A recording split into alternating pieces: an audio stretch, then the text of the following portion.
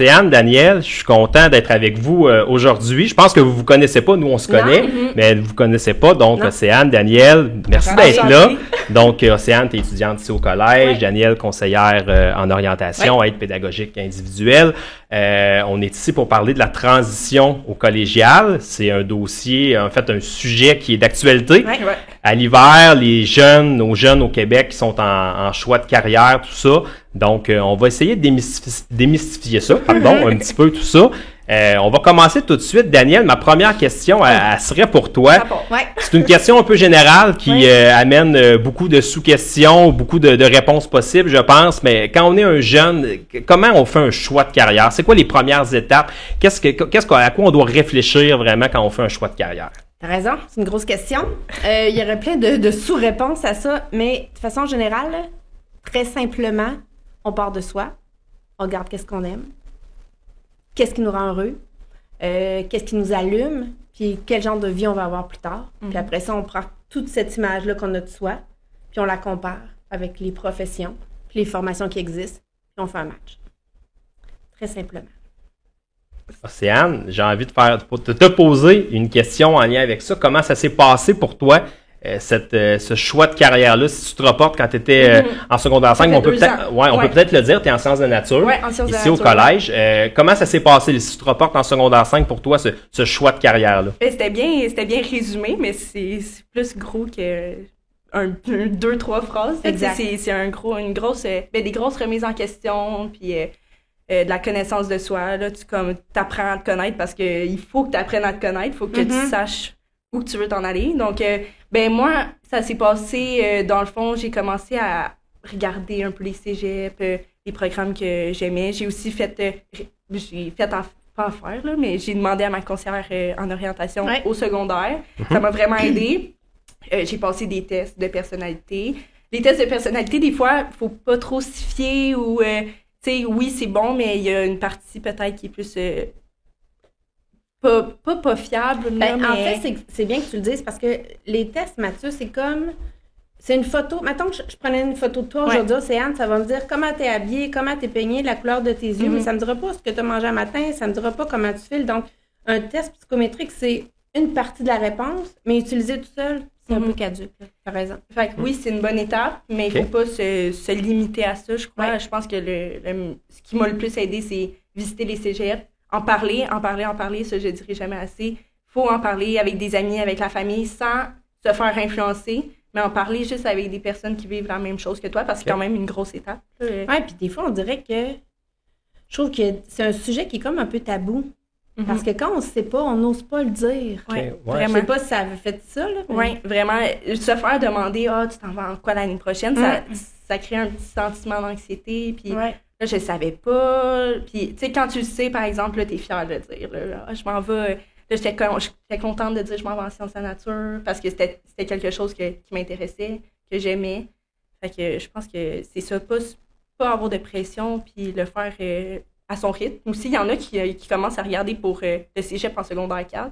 Il y en a qui le font un mois avant l'admission, puis c'est bien correct tant qu'ils font selon ce qu'ils veulent. Là, tu l'as fait quand, toi? Ça a-tu été un parcours linéaire? Tu savais, quand tu as décidé que tu allais en sciences de la nature, c'était clair ou tu as changé d'idée, tu as hésité? Au début, je savais que le domaine de la santé m'intéressait. Fait que on dirait que j'ai tout le temps tendu vers sciences de la nature. Mais là, quand il a fallu que je décide sciences de la nature, je me suis dit, c'est un gros choix, là, parce qu'après ça, il n'y a pas... oui, tu peux te réorienter, mais je me suis dit, tu sais, je décide de faire sciences de la nature, ça y va, là. Fait que c'est à ce moment-là que je me suis dit, OK, je pourrais regarder les autres programmes aussi. Il y avait sciences lettres et arts, il y avait sciences humaines aussi qui m'intéressaient. Je voulais aller à l'université. Je savais que je voulais faire un prix universitaire. J'aurais pu faire une technique aussi. Mais... Vraiment, c'est ça. C'est juste regarder toutes les possibilités parce qu'il y en a tellement. C'est comme un beau pas un beau dilemme, un beau problème, là, dans le fond, le choix de programme. Il y a tellement de choix. C'est ça. Fait que moi, j'ai décidé je suis venue faire étudiante un jour ici, en novembre. Parce que je voulais voir c'était quoi un cours de sciences de la nature. Puis je voulais faire mon choix par rapport à comment je m'étais sentie. Puis en novembre, c'était décidé, là, que je voulais faire quelque chose en rapport avec les sciences. Donc, c'est Tu as vraiment fait, sérieux, là, tu as vraiment fait toutes les étapes. Ouais. On se questionne, on va valider au niveau professionnel, moi j'appelle ça quand les élèves d'un jour, je trouve, c'est comme si on venait goûter. Expérimenter peut-être. Oui, puis tu te dis, je veux sentir. C'est exactement ça. Je rajouterais peut-être un petit quelque chose. C'est un gros choix que les étudiants de secondaire 5 ont à faire. Je pense que c'est un des premiers gros choix, tu me diras si je me trompe, que vous avez à faire. Puis je pense qu'il y a une pression, que ce soit que vous vous mettez vous-même ou que la société nous met. C'est le premier choix. Puis en plus, on a une pression de le faire le bon choix tout de suite. Mais c'est pas utile. Parce que vous pouvez pas, à 16 ans, décider de la personne que vous allez être à 30 ans. Exact. Fait que ce qui est important, c'est de se donner le droit de goûter, d'essayer. Puis, mais bref. Non, je me sentais comme pas il faut comme pas se sentir piégé que, OK, je fais ce choix-là, je reste là-dedans. Je suis menotté là-dedans, puis je dois aller jusqu'au bout. Oui, c'est ça. Tu sais, c'est une drôle d'anecdote, là, mais pendant mon parcours collégial, j'ai adoré mes cours de littérature, vraiment, là. Mais dans mon esprit full logique, vraiment, tu sais, cartésien, j'ai tout le temps adoré les sciences, un peu moins le français. Mais là, mes cours de littérature au collégial, j'ai vraiment aimé. Fait que, à un moment donné, dans mon parcours, je me suis dit, peut-être quelque chose avec le français, la littérature, ouais. Quelque chose que tu n'aurais jamais pensé avant d'arriver au collégial. Mais là, j'en ai parlé avec Valérie, la conseillère en orientation, puis elle m'a dit, pourquoi pas. Fait que là, j'ai expérimenté ça un peu, mais tu sais, la santé revenait tout le temps, puis c'est vraiment ça, mais peut-être que je dis ça, puis que dans 20 ans, je vais être prof de littérature au cégep, je sais pas. Ouais, c'est ça. Ouais, super intéressant. Ouais. On vient de parler là, vraiment du processus là, pour décider tout ça. Bon, une fois qu'on a décidé là, dans quel programme on va aller, des fois, il faut déménager tout ça. Bon, là, il se passe quelques mois, on termine notre secondaire, là, généralement, tout ça. Bon, on vit les derniers moments. Par la suite, il y a l'arrivée au collégial, qui est quand même une grosse étape. Tu sais, on peut faire des parallèles, là, des fois, la transition du primaire au secondaire, c'est une grosse étape à ce moment-là de la vie. Mais c'est un peu la même chose du niveau secondaire au niveau collégial. Il y a beaucoup de choses qui changent aussi dans l'autonomie, tout ça. J'ai envie de diriger la première question en lien avec ça vers toi, Céane. Comment ça s'est passé, ta transition, vraiment ton arrivée au collégial? Là? On parle pas nécessairement là, des premiers cours, mais vraiment ton arrivée, là, la première fois que tu as mis les pieds ici. Comment ça s'est passé pour toi? C'est vraiment déstabilisant, là, on se mentira pas, c'est nouveau. Puis oui, du primaire au secondaire, c'est un gros changement. T'arrives dans le cours des grands, mais en même temps, t'as pas eu de choix à faire. Là, t'as comme... C'est pas une angoisse, mais t'as comme en arrière de ta pensée, OK, je m'en vais en sciences de la nature, c'est le programme que j'ai choisi, mais là, je m'en vais dedans. Je m'en vais faire 15 semaines, ma première session, dans mon programme. Mais là, qu'est-ce qui arrive si j'ai pas aimé mes cours? Qu'est-ce qui arrive si, je vois l'autre programme qui m'intéresse plus? Fait que, c'est sûr, c'est déstabilisant quand t'arrives parce que c'est ça, c'est encore ces petits questionnements-là qui restent en arrière-pensée, mais c'est ça, c'est déstabilisant, mais en même temps, c'est agréable parce que tu changes de milieu. Ça fait 5 ans, généralement, que tu es au secondaire. Tout le temps dans tes habitudes, comme ta routine du secondaire, mais là, ça change. C'est du stimulant un petit peu? Oui, vraiment. Genre de fébrilité? Oui, vraiment. Là, comme, tu rentres un peu dans le monde des adultes, je pourrais dire. Mais en même temps, tu n'as comme pas trop de responsabilités non plus. Tu vas encore à l'école. C'est vraiment une belle transition, mais il faut pas se cacher que ça l'amène du stress un peu, là, mais c'est tellement des angoisses qui se dissipent avec le temps parce que tu te dis, c'est vraiment une grosse étape, mais si tu aimes ton programme puis si tu as fait le choix, comme tu disais tantôt, selon toi-même, c'est sûr que ça va bien aller. Là. Mais c'est à ce moment-là, si tu n'as pas fait le choix de programme selon tes convictions, tes valeurs, là, peut-être qu'il y a comme... Une angoisse peut-être différente. Oui, c'est ça. Il faut que tu sois honnête avec toi-même. Là. Dans le fond, c'est ça qui va te permettre d'avoir un beau cheminement au cégep. Très intéressant. Je continue un peu dans cette voie-là. Les premiers jours de cours, parce que c'est quand même aussi quelque chose un peu qui peut être déstabilisant. La façon que ça fonctionne au collégial versus au secondaire.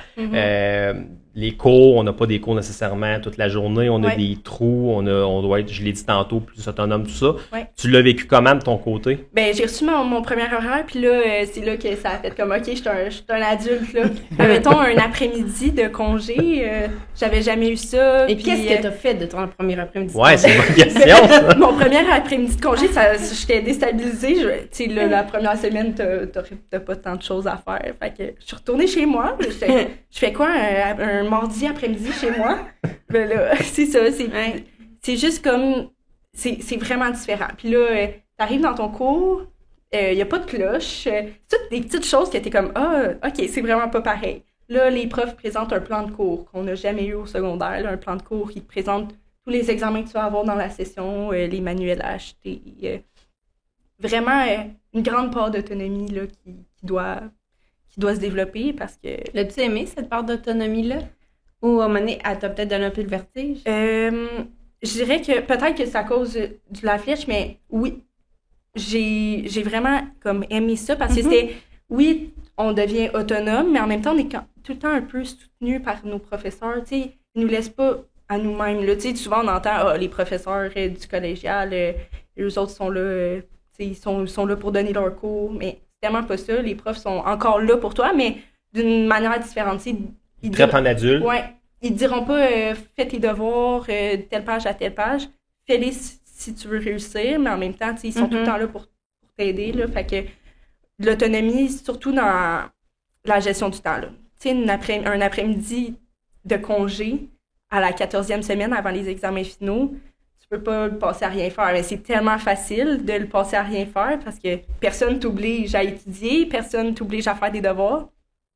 Mais c'est ça, il faut vraiment que tu sois autonome puis rigoureux envers toi-même. Là, puis contrairement au secondaire, quand tu manques un cours au secondaire, c'est le parent qui doit motiver ton absence. Ici, quand tu manques un cours, ben il n'y a personne qui motive son absence. Puis les absences, quand tu manques un cours... Ben, en fait, si tu manques un cours, c'est à toi de reprendre la matière. Le prof, il redonnera pas sa matière parce que tu as manqué un cours. Ouais. Ou le prof, il te fera pas un appui, une récup le midi pour te réexpliquer la matière que tu as manqué. Là. Fait que, tu sais, c'est un risque calculé. Si tu sens que tu es capable de reprendre ton cours, OK. Mais c'est sûr que les absences, c'est pas mieux qu'au secondaire. Tu sais, on peut pas plus faire d'absence, être absent qu'au secondaire. Là, non, c'est ça. Cégep. Mais tu sais, si tu manques un cours, ça devient totalement ta responsabilité. Ouais. Tes parents, ils sont plus dans l'équation. Là. Les professeurs appelleront pas les parents pour dire votre fille s'est pas présentée à mon cours. Là. Non, il n'y a pas de présence. Non, puis même de façon générale, Mathieu, ici au collégial, on parle très, très, très rarement aux parents. T'sais, on va toujours quand on a quelque chose à s'adresser, que ce soit... C'est directement avec l'étudiante. Exactement. Ouais. Ben ça, c'est comme valorisant un peu parce que tu sens que tu es pris au sérieux. Puis que, ben c'est ça, tu rentres dans le monde des adultes. Fait que c'est un beau stress. Là. Ouais. Qu'est-ce que tu as trouvé le plus insécurisant? Petite question peut-être en rafale, là, le plus insécurisant dans tes premiers jours. Y a-t-il une chose, un élément que tu as trouvé plus difficile ou plus insécurisant? Oui, vraiment. J'étais habituée au secondaire, ça faisait 5 ans que j'étais dans la même école, le même noyau de classe qui transférait. Puis je suis arrivée ici, puis il n'y a personne de mon école secondaire. Je viens de l'extérieur. Ouais, je viens de proche de Joliette. Fait que personne de l'extérieur est venu avec moi au La Flèche. OK. Ouais. Fait que ça a été comme insécurisant. Je suis une personne très sociable, très... D'habitude, je suis très entourée, mais là, les premiers jours, je connaissais... Un petit choc. Oui, je connaissais personne.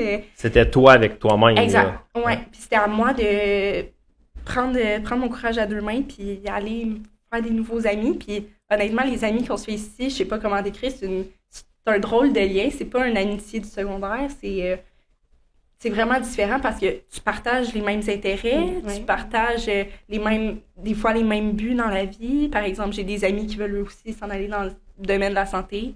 Fait que c'est vraiment des belles amitiés qu'on se fait. Fait que les liens se sont créés vite, fait que ton insécurité finalement est... c'est dissipé vraiment rapidement, là. Vraiment, oui. C'est dans les premiers jours, là. Puis tu sais, c'est pas une insécurité. Les professeurs sont là pour créer des liens, puis il y en a plusieurs.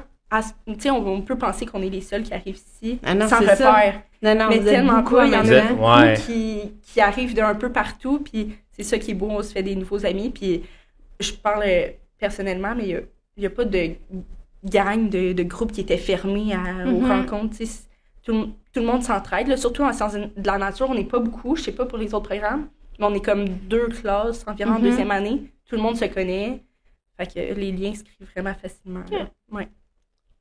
Dernière petite question Ouais. sur ce sujet-là. Qu'est-ce qui a été rassurant pour toi? Y a-t-il des éléments là, rapidement que ça t'a rassuré un peu? Les professeurs, honnêtement.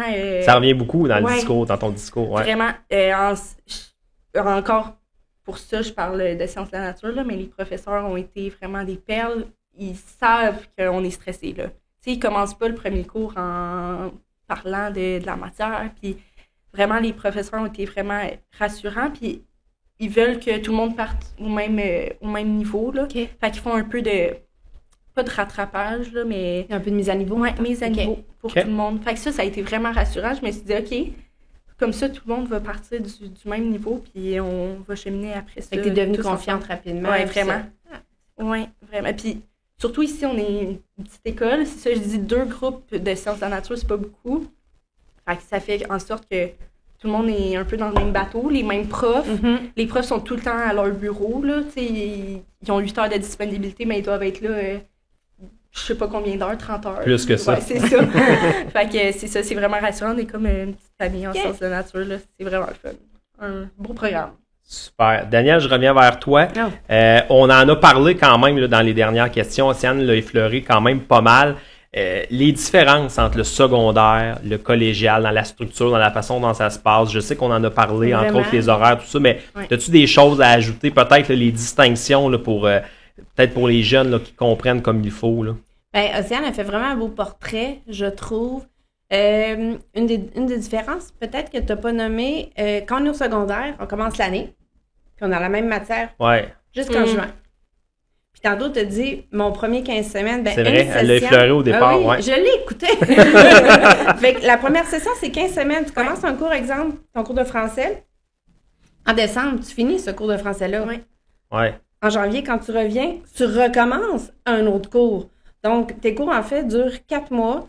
Fait que c'est ça. Fait que Avec ça, je un pense, Ça va vite. professeur. un Ouais. nouveau professeur, des fois des nouvelles classes aussi, des nouveaux collègues. Fait que ça, c'est une des différences majeures aussi. L'horaire, t'en as parlé. La gestion du temps, beaucoup plus autonome. Vous avez plus de liberté, ce qui implique plus de responsabilité aussi dans la gestion des études, des devoirs. Le nombre d'heures de cours par semaine aussi, ça peut varier, que ce soit une technique, un préuniversitaire. Les congés, on a une... C'est pas partout. Oui, t'as raison. On a une semaine en octobre. C'est vrai. Pareil, On a les une collégiennes, semaine, oui. comme tout le monde, de relâche en mars, mais Oui. on a aussi notre congé des fêtes est plus long Ouais. que les écoles secondaires. C'est vrai, t'as On raison. finit un peu plus tôt. On Oui. finit autour du 20 décembre, puis on recommence autour du 15 15 janvier. ouais. Ouais. Fait que ça donne une bonne pause entre les 2 sessions. Là. Ça, c'est le temps de te réénergiser. Ouais, là, c'est ouais. ça. Ouais. Fait que je pense qu'elle avait quand même déjà fait Ouais, mais c'est ça. un bon tour, là, mais voilà. Autre question qui s'adresse à vous deux, peut-être avec des angles différents. Au collégial, les étudiants et les étudiantes veulent travailler. Est-ce que c'est possible de travailler? Puis si oui, la charge, là, concrètement, peut-être avec le point de vue conseillère en orientation et le point de vue d'une étudiante qui le vit. Ben, en fait, ta question, tu m'as demandé si c'était possible. Est-ce que c'est possible? Est-ce que c'est souhaité? La réponse, en fait, c'est qu'on peut travailler en même temps, mais chaque étudiant a une situation familiale et financière différente. Fait qu'il y a des étudiants qui n'ont pas le choix de travailler. Ouais, je comprends. Donc, ces étudiants-là doivent aménager leur horaire, donc ils doivent être encore plus responsables par rapport à la gestion de temps. Un étudiant qui n'est pas obligé de travailler peut travailler, mais c'est certain que quand on a un 30 heures, 25 à 30 heures de cours par semaine, tu ne peux pas travailler un 20 heures par semaine. Donc, je pense que les premières sessions collégiales, les étudiants qui travaillent en même temps sont un peu en adaptation de trouver l'équilibre entre ces deux pôles-là, puis la priorisation, puis en fonction aussi de leur réalité. Là. Puis peut-être une erreur à ne pas faire. Là, la première année, la première Ouais. session, là, on voit nos trous. OK, je pourrais travailler là, je pourrais travailler là. Fait que tu travailles, mais quand tu Rapidement. dans les Ouais. dernières semaines ou même dans la mi-session, là, tu commences à voir que ces trous-là, aurais fait autre chose que travailler, là, comme étudier. Puis... Parce que mais comme tu dis, c'est vraiment personnel à chaque personne. Exact, la réalité. Puis là, tu me fais penser à quelque chose, Océane. Admettons qu'on a un cours de français de 4 heures par semaine. Ce qui est dit souvent, c'est que tu dois avoir au moins 2 heures, puis même des fois un 3 heures, 4 heures de travail à la maison. Fait que si tu as 20 heures de cours en présentiel, mettons que tu as un 15 heures en plus de devoirs d'études à la maison, ben, ça te fait déjà une semaine de 35 heures, là. C'est une semaine de travail complet, ça, là. Fait qu'à travers ça, il y a quoi? Il y a les réalités familiales, des fois, qui sont là, parce qu'on parle des étudiants qui viennent du secondaire, mais des fois, les étudiants qui proviennent du marché du travail, ça peut être une réorientation. La transition, elle est là quand même. Donc, tu as la famille, tu as l'emploi, tu as les loisirs, tu as la vie sociale, tu as d'autres choses qui rentrent en ligne de compte, là. Puis c'est tellement important de ne pas faire une croix sur sa vie sociale, mais surtout, là. C'est l'équilibre qui doit primer, là, sur tout. C'est vraiment important, là. Fait que c'est ça. Moi, j'ai décidé de ne pas travailler. Je voulais, mais j'en connais, j'ai des amis qui travaillent aussi avec des emplois à temps partiel, ils travaillent les fins de semaine. Mais moi, j'ai fait le choix de ne pas travailler. Mais, tu sais, c'est vraiment selon la situation de chaque personne. Puis les deux sont corrects tant que tu ne mets pas les études de côté, tant que tu ne mets pas une partie de ta vie de côté. Je pense que c'est quand un bel apprentissage de trouver cet équilibre-là. Même des fois, nous, en tant qu'adultes, on a de la misère. Nous-mêmes, on a de la difficulté à le trouver. C'est un peu la même chose. J'avais une autre sous-question par rapport à ça. Tout ce qui est en lien avec le parascolaire, donc les activités sportives, socio-culturelles. J'imagine que c'est un peu le même principe. Tout est une question d'équilibre dans tout ça. Océane, je sais que tu fais partie de l'Association générale des étudiants. Donc, tu disais que tu ne travaillais pas, mais tu t'impliques dans l'Association étudiante du collège. Exact. Mais ça a tout le temps été important pour moi de m'impliquer. Puis, en fait, j'aime vraiment ça, m'impliquer. Fait que pour moi, c'était comme pas négociable, là. Il fallait que je fasse quelque chose. Puis ça me permet d'associer l'école pas juste à mes études.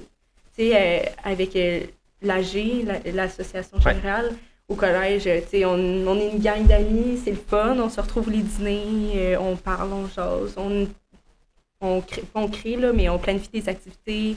Fait que ça a été super important pour moi. Je fais pas de parascolaire, de sport parascolaire, mais ça aussi, j'ai des amis qui en font avec les Dragons de la Flèche. Puis tant que tu trouves ton équilibre, c'est ça qui est important, là. Il y a une chose qui est mise en place au La Flèche, c'est que nos étudiants en sport-études, baseball, hockey, peu importe, ils peuvent faire leur formation. Tu dois avoir des amis qui sont là-dedans. Leur formation sur 3 ans. Donc, nous, on les libère tous les après-midi. Donc, ils n'ont pas de cours. Fait que ça facilite la combinaison des deux. Pour nos étudiants en baseball et hockey, je pense. En sport, ceux qui sont dans vraiment cheminement sport-études. Qui font partie d'une fédération. Là, tu parlais du parascolaire. Oui, exact. Tu fais du pouce, là, ça m'a fait penser à ça. Super. On change un peu de sujet. En fait, on reste dans le même sujet, mais on quitte un peu ce volet-là.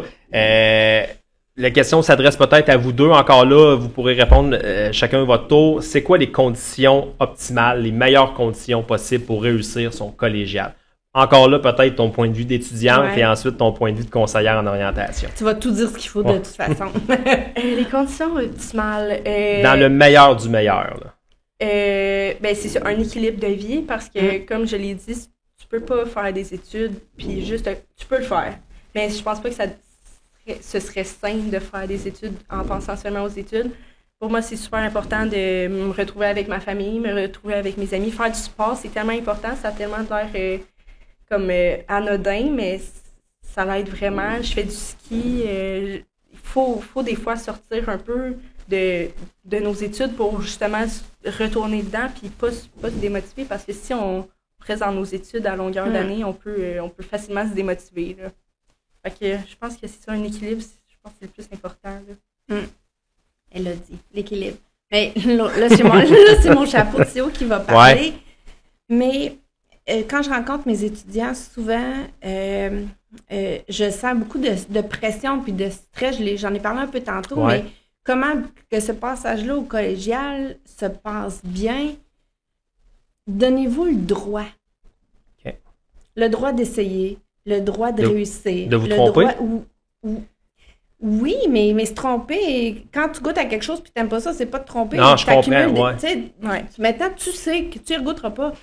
Fait que se donner le droit là, de faire un genre de gigue, des fois, puis c'est pas grave, on avance, là. Fait Fait que je pense que c'est ça, enlever le stress du meilleur choix à vie. Puis quand on se remet à la base, c'est quoi étudier, là? C'est être assis, apprendre des compétences, des connaissances, des savoir-être, pour après faire un job qui va nous allumer. Ouais. C'est juste ça. C'est juste ça. Fait que aussi bien le faire dans la joie, la légèreté, puis je suis pas en train de minimiser le stress des examens, puis tout ça, ça fait partie du lot, mais de se trouver, comme tu as dit, des stratégies, des amis, la famille, des activités sportives pour genre juste faire sortir le trop-plein, puis après revenir énergiser. Puis comme rester ouvert aussi, là, admettons que j'arrive à ma 4e session là, de sciences de la nature, puis ça me tente plus là, de le faire, ben c'est pas, tu sais, souvent, il y en a qui disent ça, c'est 2 ans gaspillé, mais c'est tellement pas gaspillé. Je le vois vraiment pas de même. Tu sais, si je voulais me réorienter, je pourrais totalement, si je voulais faire une autre technique, je pourrais, tu sais, rester ouvert à toutes les possibilités, puis pas comme se mettre des œillères, puis dire, OK, ça, c'est mon chemin, il est déjà tracé d'avance, il faut que je le suive. Comme, il y a tellement de possibilités, fait que je pense que rester ouvert, c'est super important. Ouais. Elle l'a bien dit. Dernière question pour toi, Océane. Ouais. Si tu avais un conseil à donner à des futurs étudiants et étudiantes du niveau collégial, ce serait lequel?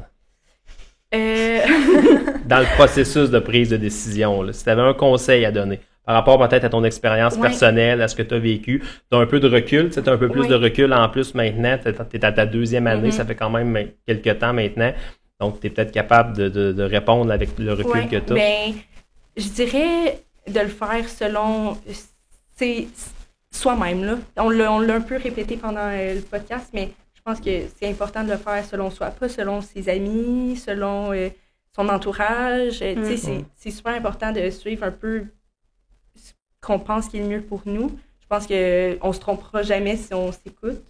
Fait que je pense que c'est ça le plus important. Puis aussi de s'informer, parce que si je décide d'aller à un cégep, puis que je sais pas trop le programme, puis que je sais pas trop l'environnement dans lequel je vais baigner pendant 2 ans, ben, c'est peut-être un peu risqué. Fait que, par exemple, moi, j'ai fait les portes ouvertes du collège, j'ai fait les portes ouvertes de d'autres cégeps, j'ai fait étudiant d'un jour aussi. Fait que s'informer puis rester vrai envers soi-même, je pense que c'est le plus important. Merci, c'est une belle fin, une belle réponse. D'ailleurs, sur le site web du collège, dans la section pour questions, tout ce dont tu viens de parler, donc les activités là, pour aller chercher de l'information, donc les journées portes ouvertes, les journées d'étudiants d'un jour, toute l'information est disponible là-dessus. C'était super intéressant. Merci beaucoup. Merci Mathieu. Merci beaucoup. À la prochaine peut-être.